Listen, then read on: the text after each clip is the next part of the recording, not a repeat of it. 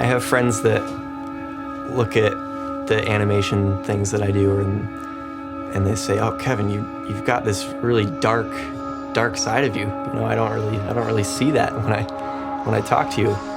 And I don't know. I don't think that there's necessarily like a darkness within me, but I think that there is, part of my brain that's willing to kind of go there for the ideas and for the, I guess specifically the imagery that comes to life in the animations that I do.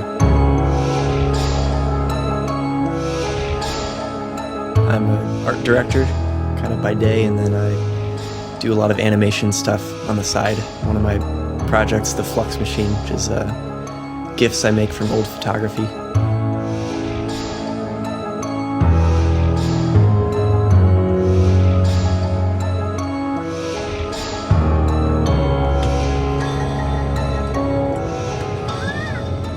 I guess the black and white photography thing, it started out as just me mashing up old photographs with new kind of modern imagery.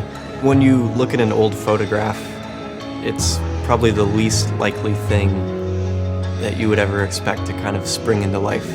You know, it's static, it's old, and I think, a lot of the GIFs that I do or a lot of the animations play on that suspense.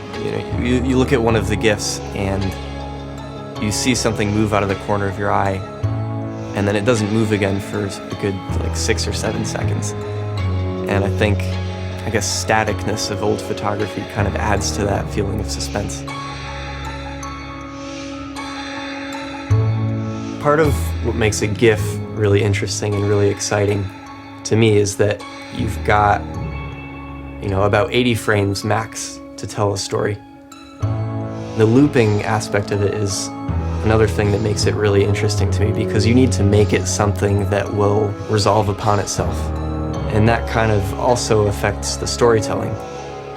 I don't think that my project would be anywhere without, today's technology. The great thing about this day and age is that everybody is constantly connected to art through their laptops, through their phones. Sites like Tumblr and Instagram and Pinterest and stuff like that, Flickr.